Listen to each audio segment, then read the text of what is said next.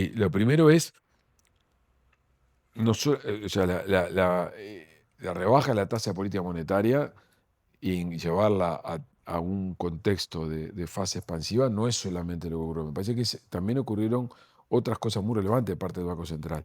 La primera es que ya venía cortando con la letra de regulación monetaria, señalizando o anticipando un movimiento de tasa, y eso va a continuar profundizándose. La segunda es que cambió el calendario, o sea, anticipó la reunión, que eso no ocurrió nunca, y a su vez cambió el calendario de reuniones mostrándole al mercado qué cosa. Mira, nosotros ahora tenemos flexibilidad ante un escenario tan cambiante y tan incierto, nosotros nos vamos a mover con reglas, pero dentro de un cierto margen de más discrecionalidad para poder enfrentar problemas.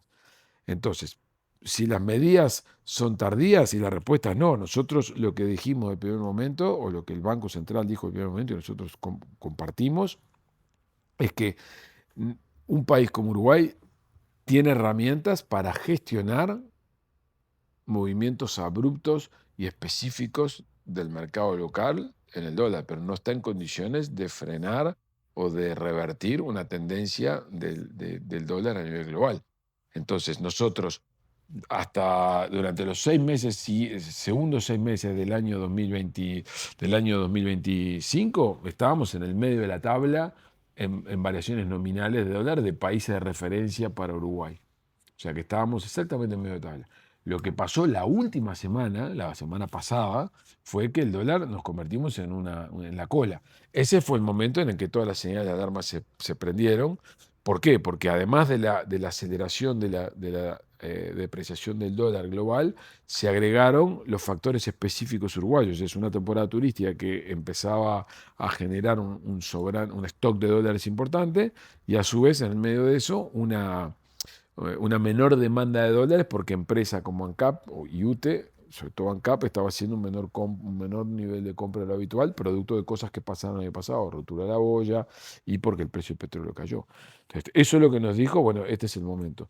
Entendemos que no es tardía porque si hubiéramos intentado hacer algo antes, esa tendencia a la depreciación suave que veníamos teniendo, que estaba en medio de la tabla, no la hubiéramos podido tener y hubiéramos gastado herramientas o munición que ahora la estamos precisando.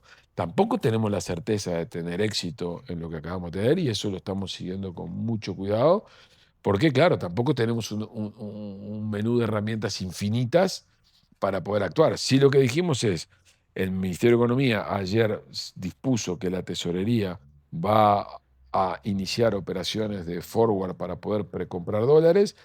Estamos coordinando con las empresas públicas, sugiriéndoles que hagan cosas parecidas en la medida que tengan una necesidad de dólares proyectada adecuada, como seguramente la tienen. Y a su vez, el Banco Central dijo que está dispuesto a intervenir por primera vez en muchos años. Así que esas son las herramientas que tenemos en este momento y las que estamos dispuestos a usar en todos los sentidos. Siempre y cuando el fenómeno sea un fenómeno de características locales y que suponga un desvío de lo que está ocurriendo. Si no es así, difícilmente podamos revertir tendencias.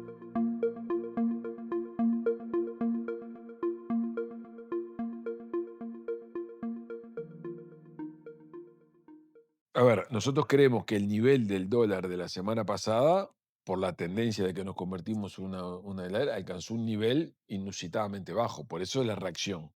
Ahora, una vez que volvamos a niveles que no fueron los que la semana pasada ocurrió, lo que vamos a estar mirando es la variación comparada. Porque establecer cuál es el piso es algo, primero, que forma parte del secreto y del arte de la política económica. Segundo, que es muy difícil fijarlo, porque en una variable que uno controla tampoco, hay diversos factores que pueden ocurrir que el dólar se desplome y el gobierno uruguayo no pasa nada. Entonces yo te digo, el piso es este y después el piso se perforó. Pero un paso atrás.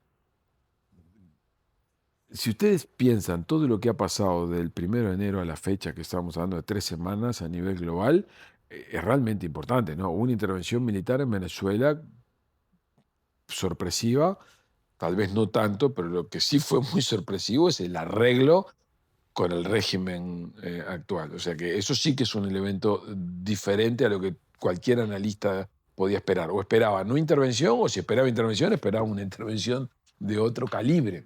De hecho, ocurrió en el sistema político uruguayo que más de un político se pronunció apresuradamente dándole la bienvenida al retorno de reglas democráticas o autoridades electas democráticamente, y eso no ocurrió. Elemento uno. Elemento dos, una polémica de la intensidad que ha tenido lugar con los socios de la OTAN de parte de Estados Unidos por el tema de Groenlandia es un tema novedoso en los últimos 70 años en la historia del mundo. Tercero, los eventos que están teniendo lugar en algunas ciudades de Estados Unidos, en particular en Minneapolis, son eventos muy disruptivos respecto de lo que hemos conocido todas las personas que creo que estamos vivas en este mundo. Esos tres factores le han introducido bueno, además del episodio con la Reserva Federal, con el presidente de la Reserva Federal, que también es un episodio extraño. Esos cuatro episodios le han dado al escenario global, más allá de lo que diga el boletín, el reporte del Fondo Monetario Internacional en relación a las predicciones variables, un nivel de incertidumbre muy elevado. Y bueno, ¿eso en qué se traduce? En volatilidad de las variables, digamos que cuya variabilidad es mucho más frecuente, como son los activos financieros, en particular el dólar. Ese es el escenario en el que estamos. Y eso ocurrió en las últimas 3 semanas. En diciembre esto no estaba arriba de la mesa. Me parece que esa es la foto que está detrás de esto, sobre la que nosotros tenemos que evaluar la oportunidad y la intensidad de lo que estamos haciendo.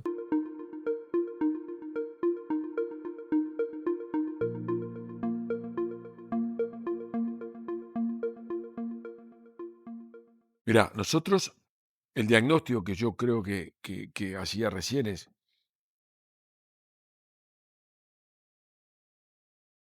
hemos atravesado un umbral del nivel de inflación que es por debajo del 4,5%, y yo creo que eso está consolidado, pues las expectativas convergen a eso, el gobierno converge a eso, por el cual, habiendo alcanzado este nivel de precios relativos, hay un conjunto de cosas que tenemos que hacer en materia del proceso de formación de precios que son impostergables. Es algo que ya veníamos nosotros hablando hace mucho tiempo, pero que ahora con este nivel de inflación es imposible que no lo hagamos. Hay que trabajar en los precios en los que el Estado contrata y en cómo se actualizan. Hay que trabajar en desestimular que a nivel privado los contratos de largo aliento contengan eh, pautas indexatorias hacia atrás. Hay que trabajar en procesos de formación de precios que en Uruguay tienen lugar, que son perniciosos. Por ejemplo, lo hemos dicho en varias oportunidades, la regulación para los productos demisanitarios y los productos fitosanitarios inducen práctica de distribuidor exclusivo, lo cual afecta el nivel de precios.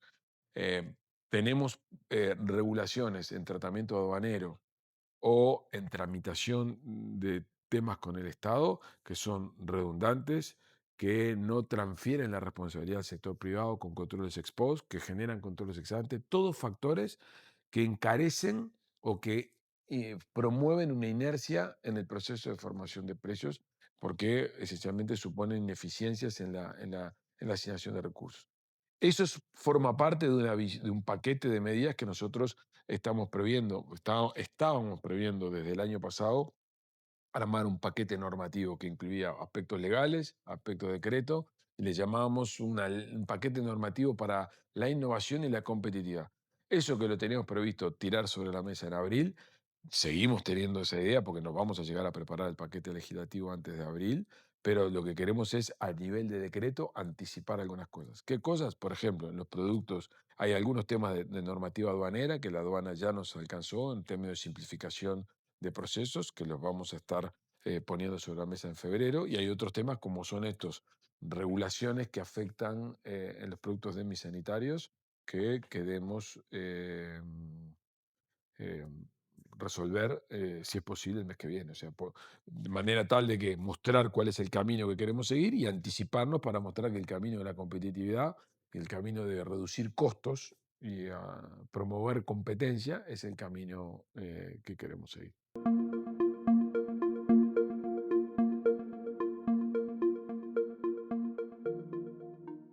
Que es falso, que es absolutamente falso. Porque ¿cuáles son los fundamentos para que se haya sostenido eso? Yo diría que tres elementos. El ajuste técnico FONASA, el ajuste BPC y las tarifas públicas. Entonces, si querés empezamos por el FONASA.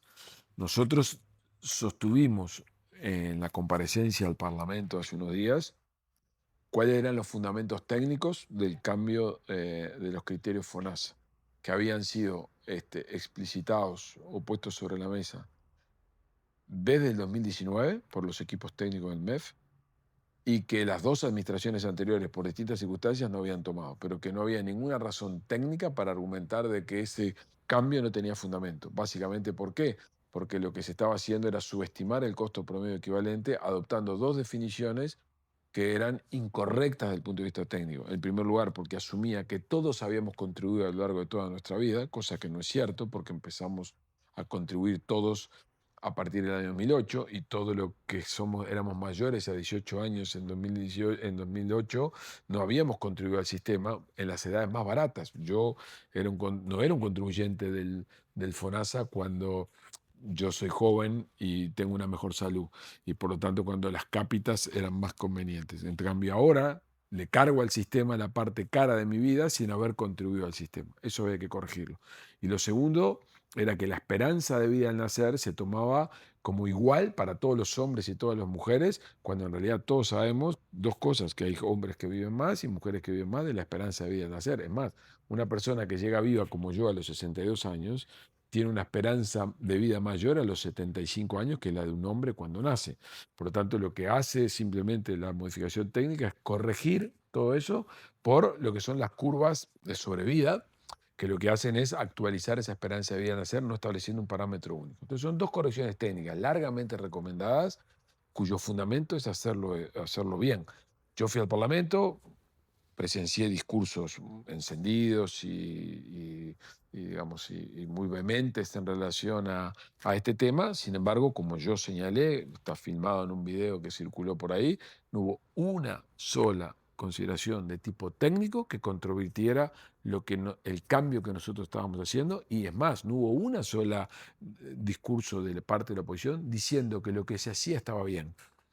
Entonces, el fundamento de haber hecho eso era un fundamento técnico. Nosotros decidimos hacerlo ahora, primero porque correspondía, porque no podíamos seguir haciendo algo mal, y también es cierto que en un escenario fiscal restrictivo, que por cierto no somos los responsables nosotros, ¿no? El 4,1% de déficit fiscal que esta administración heredó es producto de lo que ocurrió en el último año electoral. Ustedes recuerdan que el gobierno anterior fue elegido con un mandato claro de consolidación fiscal, y que además estaban aquellas promesas de los 900 millones de dólares de recorte de gastos. Es verdad que tomó la pandemia, pero si ustedes miran los resultados fiscales, fueron mejores durante la pandemia que después. ¿Por qué? Porque justamente como una afectación de los ingresos, una caída de salario real que afectó pasividades, permitió hacer un ajuste fiscal fácil, que a muchos de nosotros dijimos que era de mala calidad en aquel momento, pero que cuando la situación se normalizó, el gasto público creció y el resultado fiscal empeoró. Esa herencia fiscal que tuvimos nosotros este año es la que tuvimos que acometer. ¿Esa es la razón por la que nosotros hicimos el ajuste del FONASA? No, nosotros lo hicimos porque era técnicamente correcto. Ahora, sería como deshonesto intelectualmente si no reconociera que ese ajuste técnico fue a favor de lo que yo quería. Pero si no hubiera habido un déficit fiscal de 4,1, lo hubiéramos hecho igual. La BPC, el Frente Amplio, mientras fue gobierno, siempre usó el criterio del IPC para actualizar la BPC. Durante los 5 años que el Frente Amplio fue oposición, argumentó contrariamente a usar el índice medio de salarios como actualización de la BPC. ¿Qué hicimos el día que llegamos? Hicimos lo que creíamos que era correcto, que nosotros lo que simplemente hicimos es hacer que las prestaciones contributivas, los mínimos de IRPF y la franja de IRPF se actualicen en función del costo de vida, que es en línea con lo que la gente le va pasando. Ese es el esquema que en el mundo predomina, el que el Frente siempre defendió y que por tanto era obvio que íbamos a volver a él. Y respecto a las tarifas, tarifas de telecomunicaciones cayeron, estaban ajustándose por debajo de la inflación, 3,5. Tarifa de energía eléctrica por debajo de la inflación esperada, en particular la del consumo. Tarifa de combustibles. Los combustibles han bajado en el último actualización, bajaron los precios de los combustibles. Siguiendo una regla clara, transparente, definida al principio del gobierno, que dice que es el precio internacional con una corrección, siguiendo el esquema que la LUC había promovido, el famoso factor X. Solamente lo que nosotros hicimos es modificar el nombre, que le llamamos factor de corrección y no factor X, y además la composición, que sí, que sigue siendo ese factor de corrección el componente, digamos, de subsidio al supergas, que son unos 56 millones. Una discusión que está pendiente de Uruguay. ¿Vamos a seguir subsidiando el supergas para todo el mundo? Yo creo que hay que discutirlo, pero no se definió por ahora. Tanto lo que nosotros hicimos fue retomar el esquema que en el periodo anterior se había definido, lo unió con algunas variaciones. Y esa regla es clara, es transparente, cada 2 meses se ajusta y no tiene un propósito en el caso de los combustibles recaudatorios. ¿Qué es lo que nos queda? La OCE. Efectivamente, en la OCE hicimos un ajuste importante de las tarifas. ¿Y por qué? Porque la situación financiera de la OCE es extraordinariamente comprometida, tiene que acometer un conjunto de inversiones porque si no tenemos un severo compromiso con el suministro de agua y con funciones básicas de Uruguay. Y entonces, yo creo que de acá lo que se ha construido es un relato en relación a que aquí hay un ajuste, un tarifazo a los trabajadores y a los sectores de ingresos medios. De hecho, a mí me ha pasado hasta tener que discutir esto en la calle con alguna persona, pero que no tiene fundamento de ningún tipo. Es más, le digo lo siguiente, en lo que son los cambios de la BPC que afectan a RPF, está comprendido solamente el 28% de la población. El 72% de la población está fuera de eso. Y cuando voy al tema FONASA, de los contribuyentes FONASA, este cambio afectó al 10%, 12% de los contribuyentes de FONASA. El 90% de los contribuyentes de FONASA están afuera. Hay una suerte de anticipación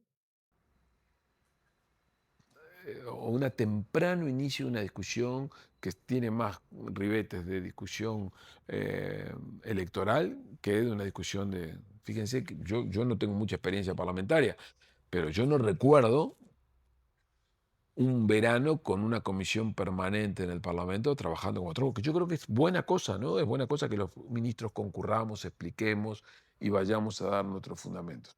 Pero convengamos de que esto no era la tónica.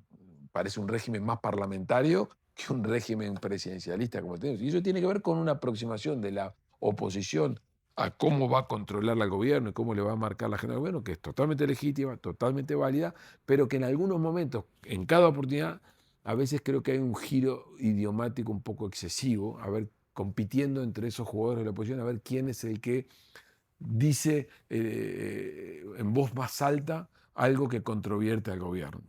Pero como insisto, en los casos que a mí me corresponde por lo menos, sin fundamento. El día que yo fui, le dije, bueno, muchachos, díganme, en el caso del FONASA, qué es lo que está mal. O díganme por qué lo que se hacía antes estaba bien. Silencio de radio, pues los desafié a todos allá. Y bueno, eso es lo que yo voy. Yo estamos haciendo cambios que tienen que ver con la orientación técnica de la política económica. Y bueno, estamos sujetos a esos controles, a esas controversias, pero rechazo tajantemente que nosotros tenemos un ajuste fiscal voraz y concentrado en los trabajadores y en la clase media de Uruguay. Sacándole si querés los adjetivos, y vos hablabas de porcentajes, relativamente, bueno, 28%, ¿dónde está ese 28% de la población en términos de la escala? Es el 28% de la población, el 70% está fuera de eso. Claro, pero los Son extremos están personas, afuera, porque, son personas de ingresos medios y medios altos. Los que quedaron comprendidos, pero ojo, esos son los que quedaron comprendidos por los cambios en la BPC, que es volver al régimen que el IPC siempre establecía. O déjame que te lo diga al revés. Suponete que hubiéramos dicho, mira, ¿sabes qué? Mantenemos el IMS. De hecho, fue una discusión aquí adentro. Una discusión que era, bueno, es el momento de hacerlo, no es el momento de hacerlo, hay que hacerlo porque es lo correcto, pero es el momento, todo lo que pasó este año, y la decisión fue, mira, hay que hacerlo porque es lo correcto, porque si nosotros no modificamos esto y tenemos una caída de salario real, por alguna razón que esperemos no ocurra, estaríamos haciendo exactamente el ajuste que no queremos hacer porque es el que no se hace en ningún lugar del mundo y el que es incorrecto porque hubiera afectado un aumento de la recaudación, afectando los ingresos de las personas. O sea, el momento de trazar las reglas de juego claras es para todo el gobierno. Es más, yo pretendo, es una iniciativa mía, dar una discusión parlamentaria sobre este tema.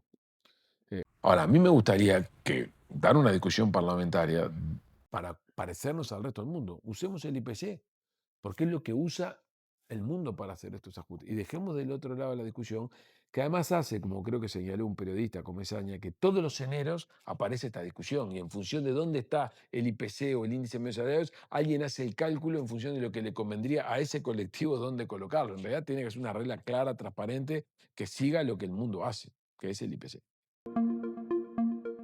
Bueno, otra vez, como iniciativa del gobierno, en un escenario que es el que nosotros trazamos y nos imaginamos, absolutamente no, no. Ahora, vos me decís, yo te puedo firmar un cheque de que no le va a ocurrir, y yo qué sé qué pasa en 2028. O sea, cuando vos salís en un avión de Montevideo, al piloto sabes que te lleva a Madrid.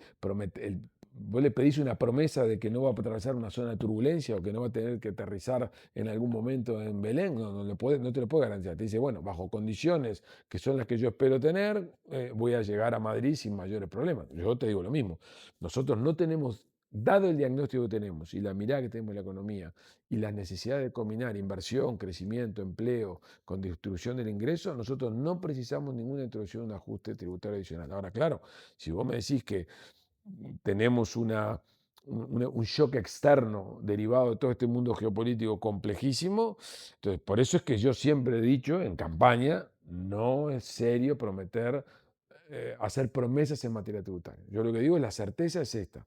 Ahora, prometer y firmar un cheque que no va a ocurrir, no, te diría más, déjame revertir la causa. Parte de lo que le pasó a la administración anterior tiene que ver con esto.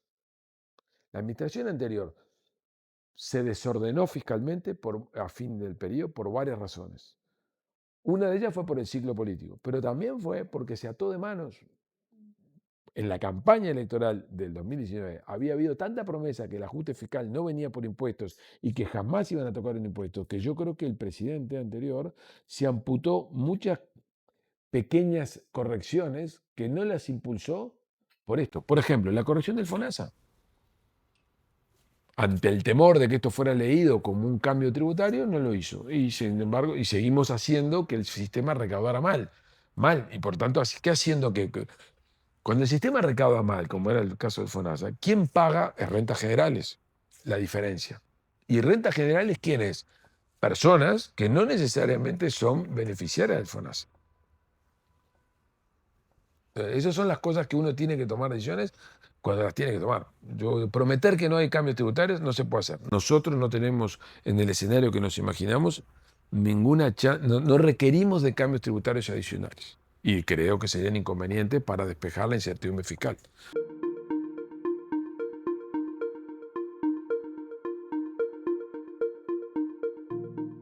Si la economía crece menos de lo que estimamos, nosotros vamos a tener que hacer adaptaciones fiscales, pero que no deberían venir por los impuestos, porque el riesgo al que vamos es a una espiral de menor crecimiento por aumento de la presión fiscal.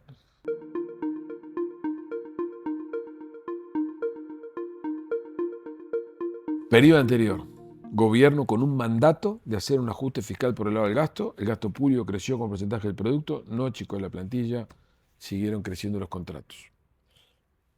Las reformas en Uruguay por el lado del gasto son políticamente muy complejas y se deben hacer mediante un plan estructurado. Yo creo que hay enormes oportunidades de aumentar la eficiencia del sector público y de gastar menos en muchas cosas. Hay millones de cosas para hacer y que me consta que con la discusión presupuestal que tuvimos y las sugerencias que le hicimos a los incisos de que les aprobábamos la línea base de 2024, pero que tenían que bucear en buscar recursos, lo están haciendo.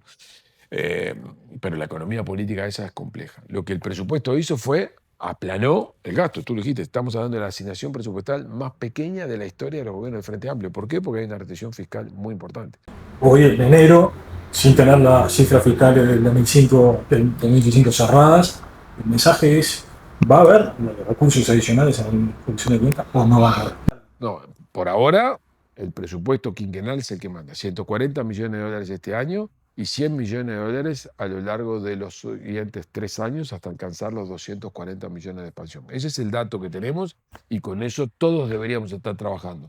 Por ahora el presupuesto quinquenal es el que manda y yo, por cómo leo la coyuntura, no creo que haya recursos. Me anticiparía a decir que nadie debería estar haciendo cuentas pensando que va a haber recurso adicional a lo que está previsto en la rendición de cuentas 2026. Pero los 100 están. Sí, los 100 están. Los 240 están. Están los 140 de este año más los 100 de los otros. Eso es el compromiso del equipo económico, mantenerlo, digamos.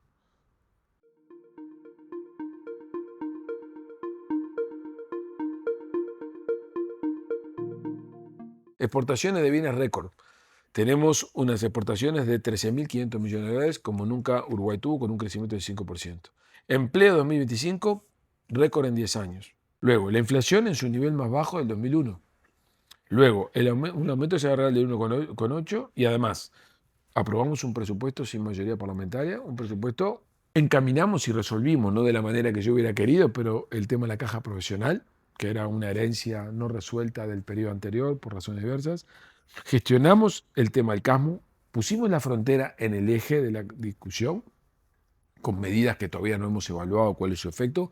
En tema de competitividad, como todo gobierno que hay arriba, hicimos una revisión de COMAP, donde por primera vez en la historia estamos poniendo a las pymes y a las MIPYMES en el centro de atención, permitiéndoles tener estímulos adicionales por tratarse de pequeñas empresas y dándoles un marco estricto para las empresas. Entonces, diría, estamos totalmente contentos con todo lo que hicimos, no, pero creemos que es un año de logros importantes para un gobierno que sin mayoría parlamentaria, en un mundo sumamente convulso, se puso sobre la mesa. Pero además, como digo, si fuera poco, ¿qué tenemos? Hicimos la emisión más grande de la historia, en pesos nominales, a una tasa extraordinariamente baja, mostrando que el peso uruguayo es una moneda atractiva. Firmamos la adhesión al CTPP, que abre una oportunidad enorme y que nos da una agenda de trabajo muy importante en materia de iniciación internacional. Estamos iniciando ahora el 1 de enero, el 1 de febrero, perdón, un estudio técnico que la OCDE va a hacer sobre las condiciones requeridas para que Uruguay eventualmente, si un día decidiera ingresar en la OCDE, qué cosas debería hacer. Firmamos el Tratado de la Unión Europea con el Mercosur. O sea, fue un año. Y déjenme que se los diga así, que yo es algo que en un momento en una entrevista que me hicieron hace un tiempo aquí decía, toda la agenda de temas que se discute en Uruguay, todo es iniciativa del gobierno. Toda. La agenda está marcada por el gobierno, el rumbo está marcado por el gobierno y la oposición, como corresponde, critica, hace comentarios, pero la agenda es la del gobierno. Digo esto porque durante 2025 se repitió muchas veces que el gobierno no tiene rumbo y no tiene agenda. La verdad que si el gobierno no tiene rumbo y no tiene agenda y está todo el mundo discutiendo lo que nosotros hemos puesto arriba de la mesa, no sé qué quiere decir el rumbo, porque acá no estamos discutiendo nada que tenga que ver con el periodo anterior, o yo no he visto ni una iniciativa de la oposición, por lo menos en política económica, ni una iniciativa en política económica de la oposición que yo tuviera que considerar. Todas las iniciativas surgieron del equipo económico y de las conversaciones nuestras con la fuerza política. Entonces, es un año lleno de logros porque hicimos tenemos estos números que nos satisfacen. El crecimiento va a estar un poco por debajo de lo que nosotros prevíamos en el marco del escenario internacional y con algunos eventos que tuvimos, como el episodio de la refinería, de la rotura de la boya y de acciones de corrección técnica de las empresas relevantes del área papelera, tampoco nos preocupan. Estamos más preocupados por el año que viene. O sea que estamos contentos con el 2025. Nos hubiera gustado hacerlo de una manera comunicacionalmente más potente, sí, sobre todo el Ministerio de Economía, pero estamos contentos. Y 2026, me preguntás vos, para mí, yo hoy estuve escribiendo, hoy mañana me vine temprano para poder ordenarme algunas de estas cosas. Los objetivos centrales en materia de política económica son crecimiento, inversión y empleo e infancia. O sea, nosotros tenemos millones de cosas que atajar, pero lo que vamos a concentrar es tenemos que crecer para poder tener empleo de calidad, para poder tener una buena distribución del ingreso y para que las personas ganen bien, y tenemos que concentrarnos en el principal problema que nos desafía como sociedad, que es la pobreza infantil. Y ahí es el foco de todo. Todo lo demás, hay millones de cosas importantes, pero nosotros, a la gente nuestra, ¿cuál es el contexto? Esto es un contexto de mucha incertidumbre inestabilidad global como la que no hemos visto, que ya les dije, una región en transición, y por lo tanto Uruguay tiene que tomar muy en cuenta en qué continente está, con qué países está rodeado y qué visiones tienen los gobiernos que lo rodean. Ese es un elemento de mucha importancia. El contexto también tiene una incertidumbre fiscal despejada, es lo que yo quiero creer, ¿no? Esto que les dije, bueno, hay más ajustes fiscales por venir, los empresarios y todos los que toman decisiones tienen que pensar ahora en que en las condiciones que están no te van a poner más impuestos. Desafíos que tenemos, cómo movernos en este nuevo orden global. Eso es un tema muy relevante. ¿Cómo nos vamos a mover? Volar bajo el radar, como en algún momento ya no lo podemos hacer. Es imposible. ¿Por qué? Porque es evidente por hacia dónde fue el mundo que no hay posibilidad de esconderse, punto uno. Y punto dos, nosotros mismos tomamos decisiones que nos pusieron visibles. ¿Por qué? Porque hubo eventos internacionales que nos obligaron a manifestarnos, que nos hacen imposibles mostrarnos indiferentes y por tanto tuvimos pronunciamientos que nos ponen en un lugar. Entonces, ¿cómo nos movemos en este mundo donde para la potencia hemisférica hegemónica hay buenos y malos? Ahí vimos una lista de malos y una lista de buenos, y donde China avanza silenciosamente para poder establecer relaciones más estrechas con el mundo, donde Europa se encuentra en solitaria y está buscando nuevas alianzas, porque claramente la alianza atlántica está fragilizada. ¿Cómo nos movemos en ese mundo? Es muy importante. Entonces, en eso, el Acuerdo Unión Europea-Mercosur, el EFTA, lo que decía antes del CTPP, más una adhesión, una evaluación de adhesión a la OCDE, es la estrategia nuestra. Tratar de pertenecer a todos aquellos clubes de países democráticos que intenten mantener reglas de juego multilaterales y al mismo tiempo hacer negocios con todos los países que nos quieran comprar, independientemente de cuáles sean sus regímenes de gobierno. Eso es básicamente la estrategia. Pero movernos en ese mundo es muy distinto moverse hoy. O sea, la política exterior de Uruguay hoy está sometida a un conjunto de desafíos que no se observaban en los últimos 50 años, ¿no? Y bueno, esa es una buena pregunta. Una buena pregunta. Yo te diría que en las conversaciones que yo he tenido, claramente no somos un país de los malos, claramente, manifestado por autoridades del gobierno, pero también claramente no estamos en los primeros lugares de la lista de buenos. Somos ni buenos ni malos, pero no necesariamente queremos pertenecer a un mundo de buenos. Lo que nosotros queremos buenos no es necesariamente lo que hoy en el mundo se considera buenos. Entonces, déjame que te diga dos cosas más. ¿Dónde están los desafíos? Moverse en el nuevo orden global. Segundo, la economía política de las reformas micro es muy compleja, porque el punto ¿cuál es? En este nivel de inflación tenemos que gestionar la transición de una economía inflacionaria a una economía no inflacionaria. Y si queremos conseguir una economía inflacionaria, hay un conjunto de reformas micro que tenemos que hacer en cómo el Estado contrata, en cómo los contratos entre privados se dan, en cómo se regulan algunos mercados. Eso es clave. Y todas esas reformas, todas tienen una economía política compleja. Todo el mundo en Uruguay quiere cambiar, todo el mundo entiende que hay mejoras para hacer, pero cuando arrancás, dices, sí, perfecto, pero por acá no, empezá por allá. No empieces a cambiarme a mí, cambiame a otro. Bueno, esa economía política de las reformas micro es un desafío enorme para este año, para nosotros, porque si nosotros no avanzamos en reformas micro en este mundo en el que estamos, y con estas tensiones, digamos, geopolíticas, y al mismo tiempo con estas tensiones de la transición, la inversión no va a ser la que queremos, el crecimiento no va a ser el que queremos y el empleo no va a ser recuperado y vamos a tener otro escenario totalmente distinto económico. Entonces, nosotros tenemos que avanzar en esa reforma. Y por eso tengo una agenda en esos temas. Déjame que te lo diga de esta manera. Si a vos tuviera hace un año, estamos ahora en enero del año pasado, hace un año yo lo había asumido. Primero, el argumento era que yo nunca me iban a proponer ser ministro.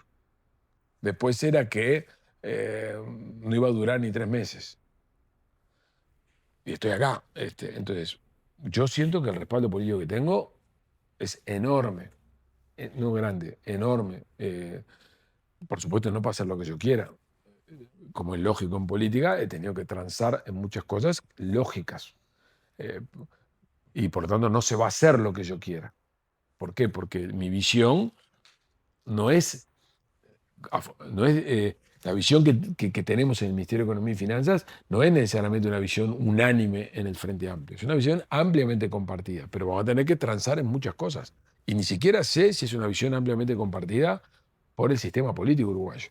Entonces, vamos a tener que transar, vamos a tener que negociar, nos vamos a pelear, pero para eso la clave es saber cuáles son las tres prioridades, cuáles son las prioridades. O mejor dicho, el enfoque es el siguiente. Un primer tema es la competitividad y la innovación. Nosotros, si no hacemos cosas en materia de competitividad e innovación, vamos a tener un problema porque efectivamente somos caros y efectivamente para poder competir en este mundo tan desafiante tenemos que ser mucho más competitivos y más productivos. Y ahí supone, tenemos que hacer revisión de políticas aduaneras, tenemos que hacer revisión de trámites que se hacen en el Estado, tenemos que fortalecer la competencia, el régimen de competencia. No podemos tener ataque en todas las áreas. ¿Cuáles son las áreas estratégicas para el Ministerio de Economía? Para poder atraer inversiones y para ofrecer inversiones. Una es la energía. La energía es un tema crucial. Para que nosotros atraigamos inversión y localicemos inversión doméstica, el acceso a energía y los costos de la energía son claves. Y ahí tenemos mucho para hacer. Segundo, logística. La energía es un área clave. Lo segundo es logística. Nosotros en puertos y en transporte terrestre tenemos que avanzar.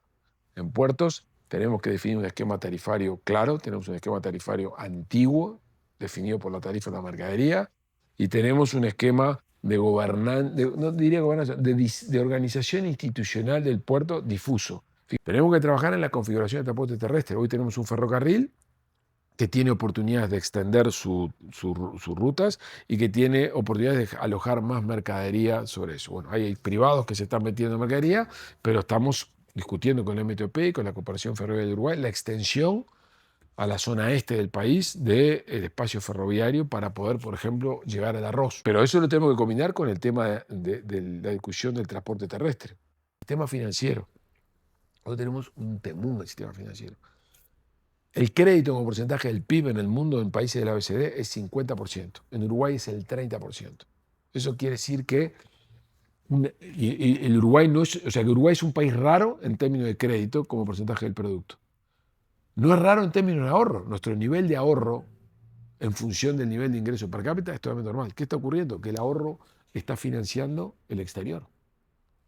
Nosotros estamos financiando hoy de nuestro sistema financiero inversiones en el exterior, en particular en Estados Unidos, que es una economía que, convengamos, no es la economía con más estabilidad prevista del mundo. No digo que haya que no hacerlo, digo que hay que rebalancear. Entonces, tenemos un fallo en el cual mucho ahorro doméstico se canaliza al exterior.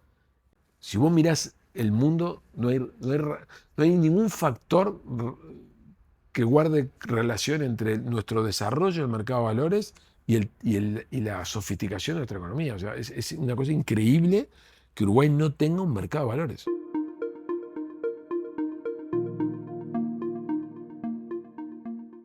Que lo vi el otro día y me reí porque eso es producto de una casualidad numérica. Me parece a mí, el bajo nivel de conocimiento que hay mío hace que ese balance chiquito entre aprobación y desaprobación sea como, muy sensible, digamos. O sea, es un tema de tamaño muestra. Si esto fuera una muestra de mucha gente, y como yo no tengo ni vocación ni interés, es algo que me río, me causa gracia haber estado en esa lista de personas. Si llamás aspiraciones políticas a juntar votos y a tener un desembarco, no. Yo, esto que estoy haciendo es lo que a mí me fascina, me motiva y que seguramente, pero que no se puede sostener por toda la vida porque es una tarea intensa y desgastante y además donde tiene que haber renovación. Así que yo estoy concentrado en estos 5 años de gobierno, que además de mi compromiso en mi casa. Y aparte, es muy malo que un ministro de Economía, muy malo que un ministro de Economía salvo excepciones excepcionalísimas, como fue Cardoso o Danilo, pase del Ministerio de Economía a la política, porque desde el momento en que el mercado, los inversores, los políticos, los colegas de gobierno visualicen eso, agarraste la política económica y decís, ¡pum!, la dinamitaste, porque todo lo que haces de un incentivo acá, un desincentivo acá, un no allá, un sí acá, está asociado a eso. Entonces, por todas esas razones, no me interesa, no sabría cómo hacerlo, mi familia no me deja, y, y es altamente inconveniente, mi respuesta es, mi horizonte es este gobierno y punto.